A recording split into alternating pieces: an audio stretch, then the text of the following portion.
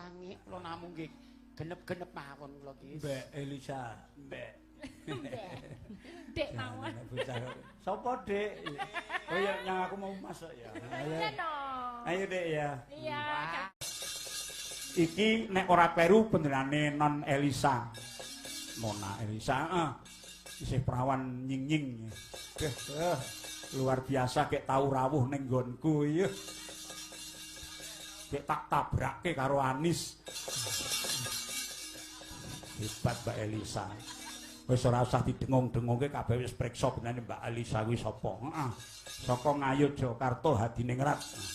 Luar biasa kecoba dalang ya entertainer sejati. Ayo, cara Ngayut Jakarta Slindro Songo.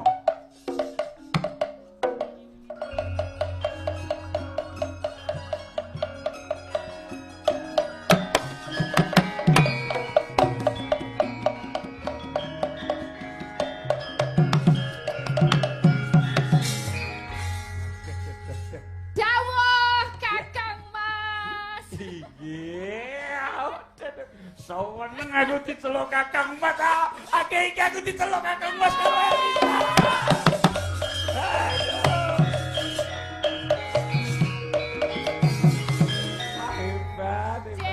Benten kalian padatan kula menika sumringah bungah tanpa upama. Aku yo piwar.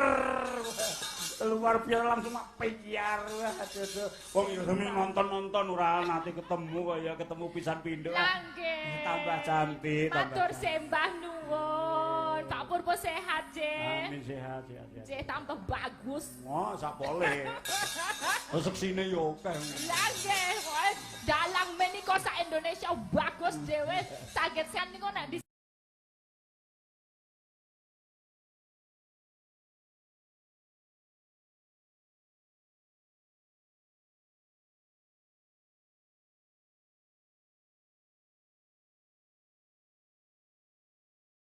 sawang Ramboseni niku panjenenganipun. Ngerti ora kowe, ayo. Jiro lupatmo sing lemaku siji ngelokke kon dene. Iki sing 5 ki nek ora aku ngene iki ora betah ge ndang tancep kayon ndang kepengin nyium. Kandhane kok idola. Saya nek wayangane pas apik nang peniki ndang keruyuk-keruyuk. Wah, jan piye lah klepek-klepek ya jenenge piantun yang sapa sing ngerti panjenengane Pak Purbo itu sanggitnya luar biasa, dasar bagus, Ramboseni sewengi natas aku pokoknya ndelok terus aku. Nyawang terus, vitamin. Wah. Kok malah vitamin gua aku. Catetno nomere. Niki Mang Ayu Bagyo, Mak Cange, Yulembo, nggih derek bunga menika Pak Danang anggenipun saged bangun papan ingkang luar biasa menika kangge masyarakat sekitaripun, koryowon-koryowonipun saged membuka lapangan pekerjaan yang luas untuk dosen, tenaga kerja yang banyak dan luar biasanya beliaunya menika mboten kanyono-nyono. Saking menika Kaliwungu menika dulu juga yo bakul es, yo titik watu. Ya niki mau sampun dikatakan sama Pak Purbo itu dari di universitas juga tadinya jadi penjaga membersihkan kampus tapi bisa sekolah sampai sekarang calon kandidat doktor. Tiada yang mustahil. Tepuk tangan. Luar biasa. Mbak Elisa. Nggih. Iki sekilas info sih ya. Nggih. Mobil AD 1146 JM monggo disurung apa dikapake niku ngalang-alangi ingkang badhe kondur. Oh nggih. AD 1146 JM. AB napa AD? AD. AD nggih. 1146 JM. Monggo. Mang digeser rumiyin nggih. Mesake sing kondur ya. Monggo. Ya, jan papane Bawiro Jembar dan iki kejaba ulang tahun peresmian kantor LPKD lan Abji cabang Semarang ya Mbak Elisa. Iya, betul. Iki uga ulang tahun putra pertama jenenge Ilo Rafael yang ke-12 tahun 22 Maret 2026 lan anak ingkang kaping 3 putra ingkang kaping 3 inggih menika Rafael nggih. Mas Ilo sama Mas Theo. Ya Mas sama Mas Theo. Ya. Kedua tahun. Nggih 24 Maret 2026. Mugi-mugi dados putra ingkang saged migunani tumrap nusa lan bangsa. Dadi apa kebanggaan piantun sepuhipun. Kebanggaan. Indonesia kebanggaan kebanggaan. Ya aja ora apa-apa. Ya apa ya. Menika mengke mbok menawi kalau Pak Danang juga kersa minggah pepanggungan nanti saged nyawiji Pak. Tadi sudah ketik-ketik di belakang. Iya. Nyawiji tadi tidak harus nyawer tapi boleh. Iya. Boleh itu keikhlasan kemawon ngaten. Nanti sama sapa-sapa untuk mungkin karyawan juga dosen-dosen yang nonton dari rumah Pak Danang. Luar biasa nek iki sing nonton mesti akeh nggih. Sing rawuh kaya ngono kuwi piantun kene iki wayang minded ya. Wah, elok tenan. Mirengke wayang wit mau kok ketoke nganti kaya mendel kabeh nanti. Lho niku saking lenggatekaken menika. Menika kula mboten piyambak napa niki sekalian nggih. Kalian duo kecantikannya Indonesia bagian Klaten. Nek di Jawa Timur ada duo Jo. Ya. Nah ini dua Min. Dua Min. Min sing siji Mbak Apri kalian Mbak Mimin. Mbak Mimin, utawi Mbak Mimin Sri. Sri sapa ra? Mbak Apri, Mbak Mimin. Nggih, menika tindak maju sik. Nyawiji sekalian nggih. Ya sing Semarangan sik. Ada pinta ring tutul mister. Gawe warung bojo. Awe patriku.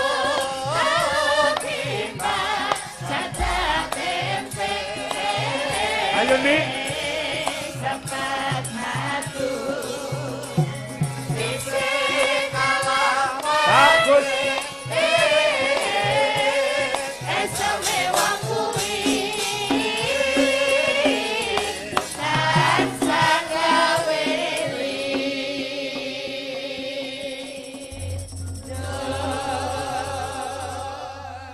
Wah, aku seneng temu sing kono kae lho. Wah, seneng aku suwe gak ketemu. Penyiar niku piye ingkang ke 10.000 ingkang ngendika menawi kepanggihan kula niku seneng. Seneng. Nek babakan cantik sinjel penyiar ingkang niku cantik sedaya. Bintang tamu kali menika cantik sedaya. Ning lho mesti nyenengke. Betul. Nek Mimin kajane ora ayu ning kok merak ati ya. Oh, begitulah.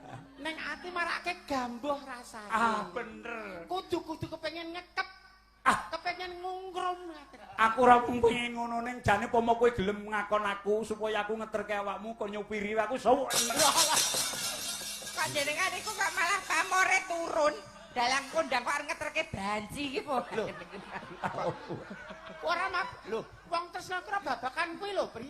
Lho, Pak Purbo, iki tak seneng ketemu sliramu. Kuwi sing seneng ki ora mergo liyane. Dadi nek nyawang kowe iki seakan-akan Pak Purbo itu sedang berkaca ngono. Kok iso berkaca? Seakan-akan Pak Purbo melihat teman.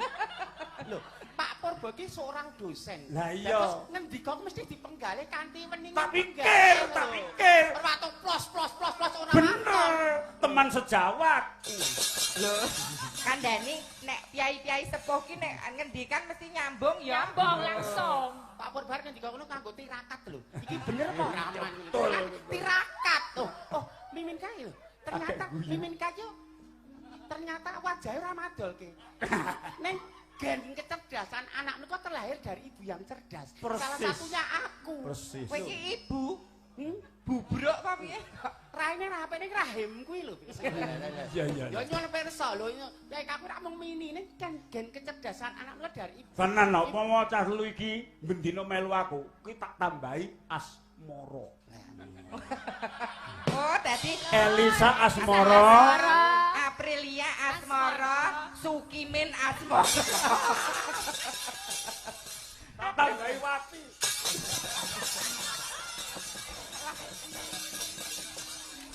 Sukimin Asmarawati. Ya, betul. Asmarawati pembunuh iki. Mbok tiri jahat iki nang nggon ketoprak. Ning Aduh. pamripun kula nipun nderek dan janipun ya mongkok ning ya mongkok gigring.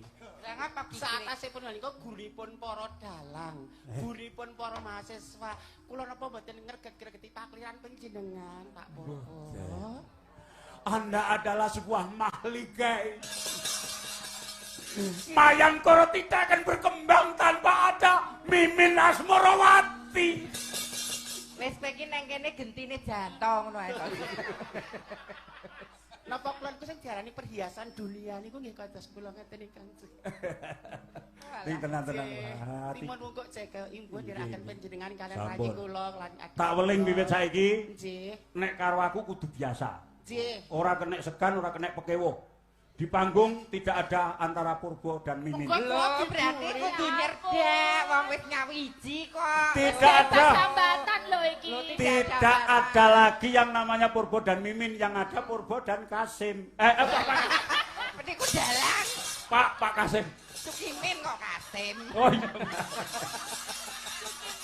Aduh. Kula mengko dibuli para netizen. Ora. Mimin lho lanyo-lanyo karo Pak Purbo. Ora. Ora bahasa narsuan Pak Purbo dadak jauh hari. Ora iso. Dengan cara begitu nanti pertunjukannya akan down. Saestu menika. Tenan. Pak Purbo. Aduh. Apa nih anu ti? Kayak kesiram banyu seminggu saestu ya Allah ngimpi apa? Oh, Aja jengking ta, Lek. napa? Kaya nek le dada lho.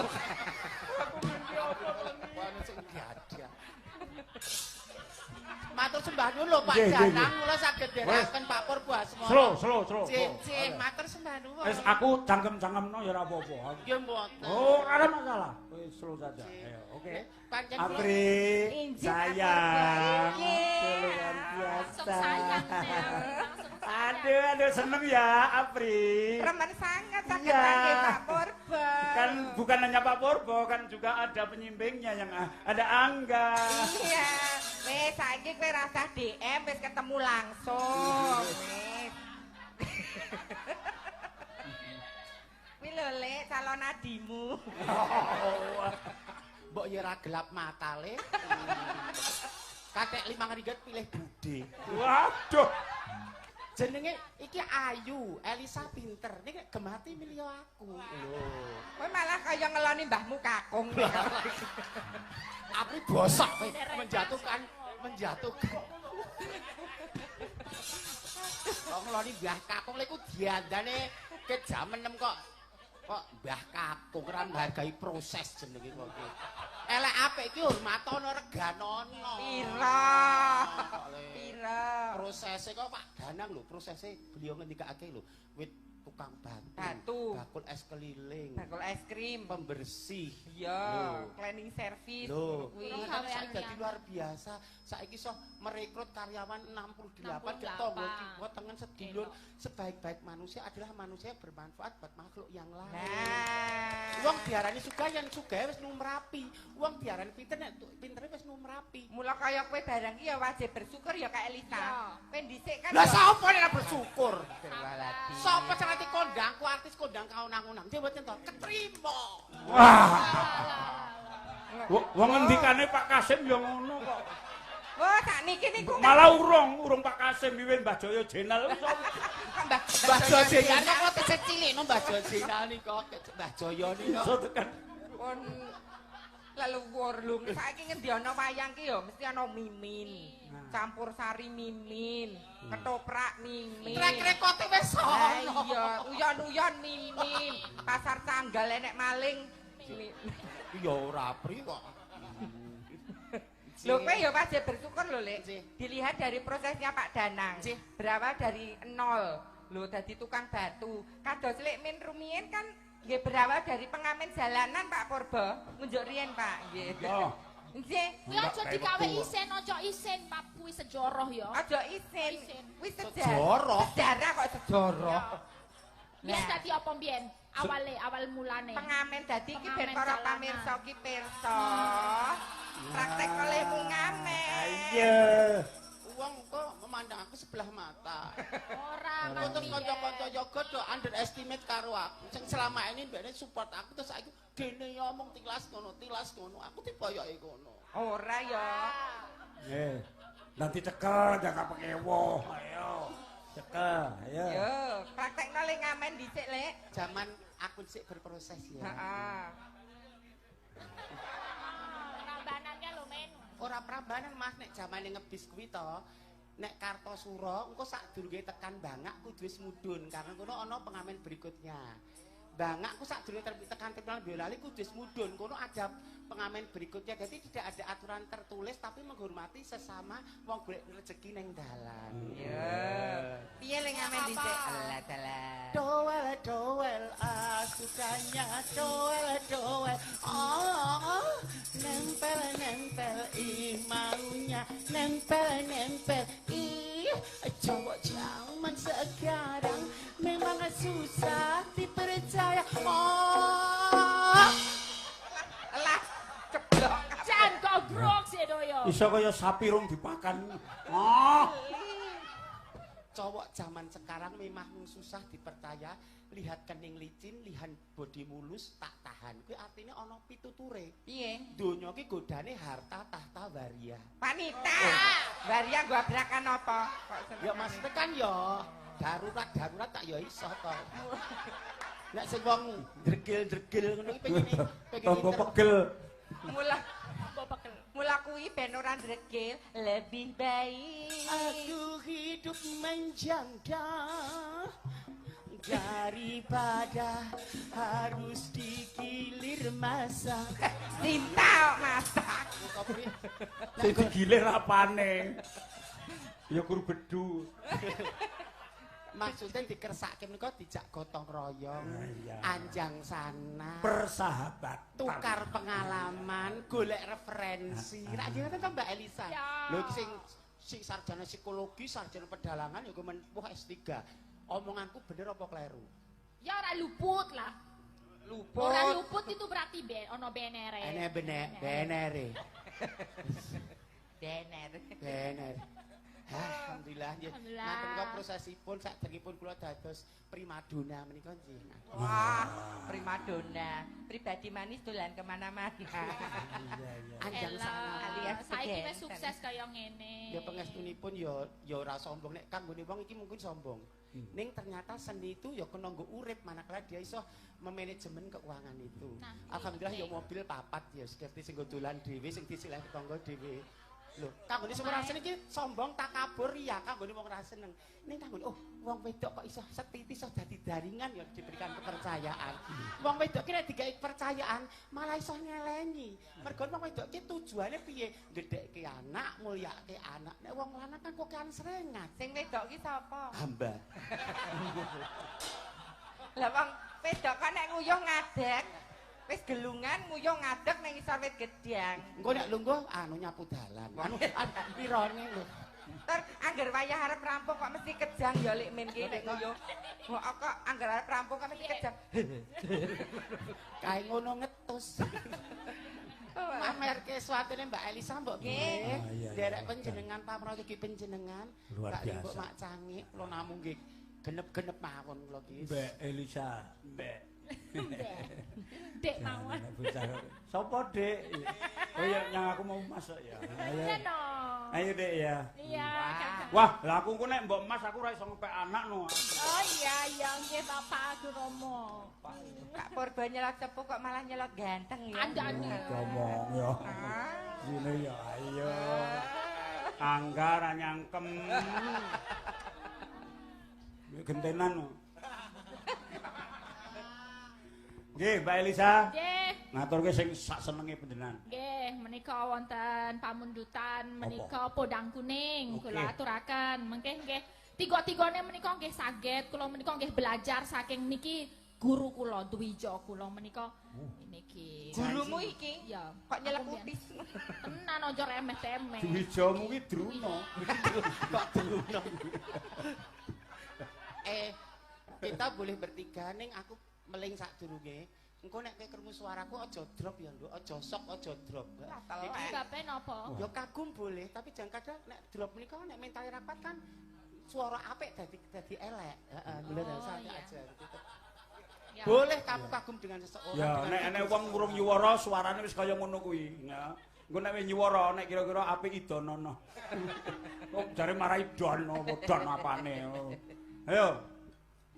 Nadyan wujud mung peksi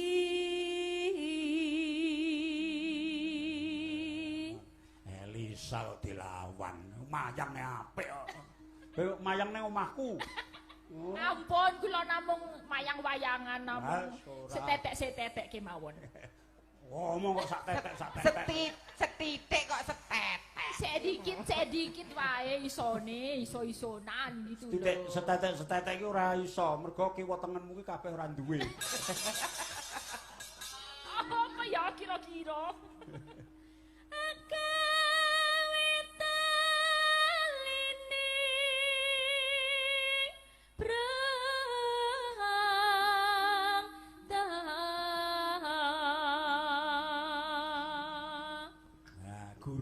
Gurune ngematke. Ya piye nek menurut Bu Dwijo menika swanten kula pripun? Wis becik, wis apik, wis berkarakter, ning ana ninge ra apa-apa ya, No? Ora apa-apa. Iki masukan ya. Iki kan lagune tentang manuk. Ya. Jadi kudu ana kenese. Oh, ya. ya. Oh. Mana lagu sedih, lagu mungrum, lagu jatuh cinta, apa lagu ceria iki pendekatannya berbeda. Kowe nek nyanyi tentang manuk kudu ngati-ati. Kudu piye? Kono duwe mergo. Ning omahe duwe manuk tilang, manuk apa. Ngene yo. Mimin iku ya ngerti sejarahe kok si Apri iki kok. Pripun? Jare Mimin wis ra duwe wis dipites nguwah. Wis digecek ku linggis. Wasa winggan kula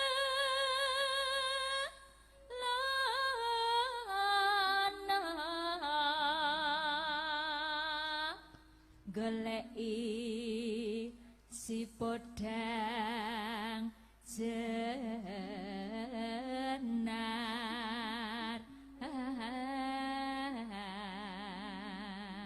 Oh nek suluk ya gantem ngono kuwi kok no. Iya pancen iki cah hebat to ya.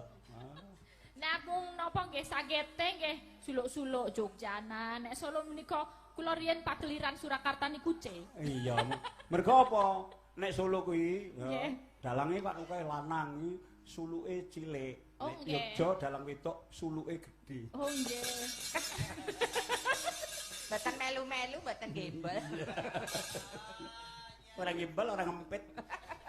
Kula nyuwun contoh kalih Bu Guru. Dadi kan babakan iki sliramu sakarone pengen ngangsu kawruh karo Lah, nek nerangke ya ngono kuwi. Ulang ya Bu Guru. ngangsu kacor nek dadi menteri ngono to menteri itu. Nggih. Niku sik suara rada ali yang tinggi itu kula rada mboten saged coba. Wes suwe niku wau. Oh sing ki mau. Nggih kula nyuwun Mbok menawa dituturi. napasmu kurang landung. Ya. Enak. Cobi. Rada mundur men. Pilah antara sing belajar karo Dwijo. Iya.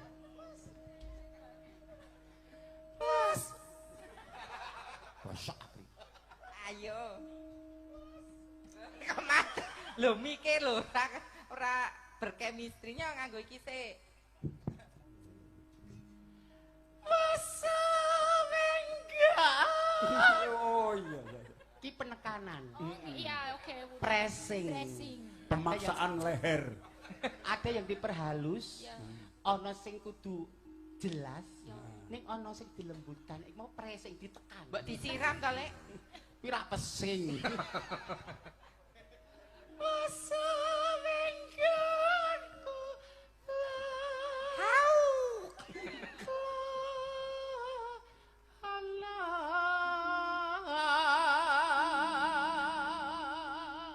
Oh itu kok dido. Iki padahal suaraku jek rusak. Rusake kaya ngene. Indah nek wutuh kaya ngopo. Ben biyen ora tau bener. Nek Gusti Allah mau adil ya. Iya iya. Untung ora diparingi pener. Nek diparingi pener saya congkak kowe, Men. Kowe luwes Kowe pinter, aku ayu. Lha iki men nggon panggung iki ngono kuwi kok. Ayu ki kanggone wong lamur ya kok seneng. Berarti pinter kalau luwes menang ayu ngono. Nggih, kula kalah pinter, kalah luwes ning menang ayu. Menang ayu. Menang ayu nek kaya kowe iki lho, saka jeneng wis kalah lho karo sinden Bu Anis, Lydia, Mbak Uul, lah Elisa, lah jeneng sinden kok Sukimin. Lah. Kamu tidak membaca biografiku. Wah. Iki lho, cuma ngasto biografine Pak Danang to kudu maca biografiku. Kok jenenge Sukimin iki mesti ana mula bukane ana lara-larae. Iki jane kan Rama dalasan ibu, Kanjeng Ibu ning jero beteng kraton kuwi Penjara. kok beteng. Nduk, kowe nyamura laku dadi wong cilik, dadi wong sudra. Men ngerti jerit tangise wong cilik aurus bawahe kaya ngapa nganggo jeneng Sukimin ku wong jeneng Samudana. Nek aku langsung kanopiai luhur. Oh, berarti wong sugih. Wong dal oke penjilat no nggih to. Oh, dadi sak benere kuwi wong sudra. Wong sudra niku ning sejatine KGPH. KGPH gitu sing lebet trah. Trah kraton. Kraton. Kratone iblis ya iku. Senengane kok le. Kowe nyoro. Coba iki Coba. ya murite. Nah, lagi apik iki. Allah. Ayu nek guru pasang susuk ora sak baene. Wong iki nek ra seneng ora Suntik putih ya nek pas dedet ora dedet ya dongos-dongos seneng. Ya awakmu kok ya ayu murni. Weteng munggah ayu, weteng mudhun ora kalap. Lho, nek yang lain berlomba-lomba suntik putih untuk putih mulus to. Mang goleki gadis berbatik kados kula lho. Kok berbatik niki tilas koreng kok berbatik. Ben alami vintage. Mula dadi wong wedok ki kudu merawat diri ya Merawat Kak ya. diri, Perawatan ning elok, salon, sehat. ora gur nimpal karo ngarit ae. Iso nggo konten kuwi. Sinden batik. Batik berbatik. Alah ya. Iba bungenge tiku nyanding bisa. Ya le nek sing kurang kewes apa ora? Halah nyandeng bisa. Oh, ben kewe iki ditambahi halah. Mayangkara dirungokke. Halah. Engko nek nalikane ing dalu ditambahi halah. Boleh tapi tidak berlebihan ngono lho, Cek. Iya. Boleh. Tapi tidak merubah makna lagu tersebut. Halah nalikani ing dalu. Halah wong. Cocok sing der cocok. Sesuk ditake minggu paingan ayo. Kok kan bola hele. Anggo elah iki. Iya. Halahnya. Kok elik menurut le. Nek ora saka sumbere ya beda sekali. Waduh, karo kabisanmu lho. Ya wong sumbere kur Werkudara Werkudere lho. Anake Man Pandutenge. Kok iso lho? Jenenge plagiator meniru ki ya tetep harus sumbere. Plagiator ya kono predator kok. Aligator. Malah boyo dawa sikile. Nyanding bisa dadi tambah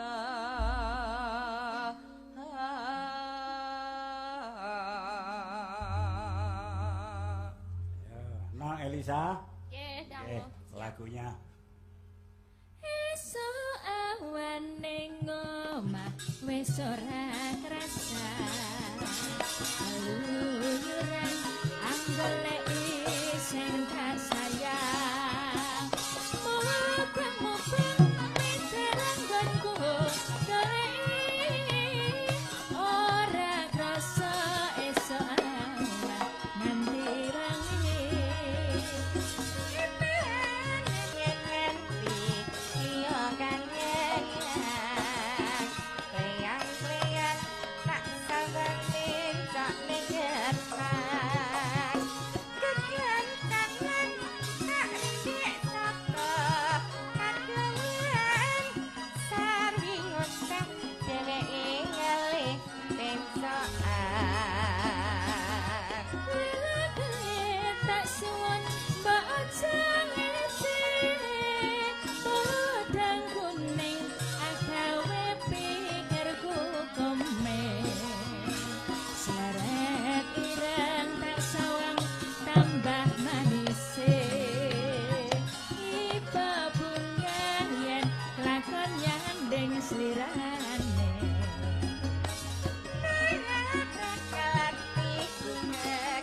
lan liyan yen si bocah lanjut ke tapi keberatan lara mendut atiku tansaya selalu tak seranani son pikat kulute kandho yo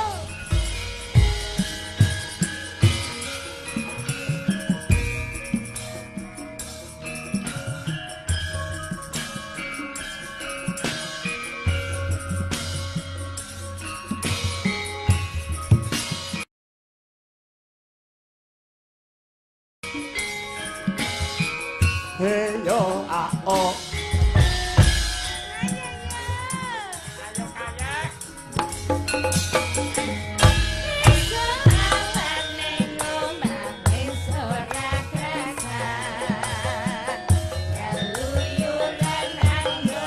Ore melu. Oh.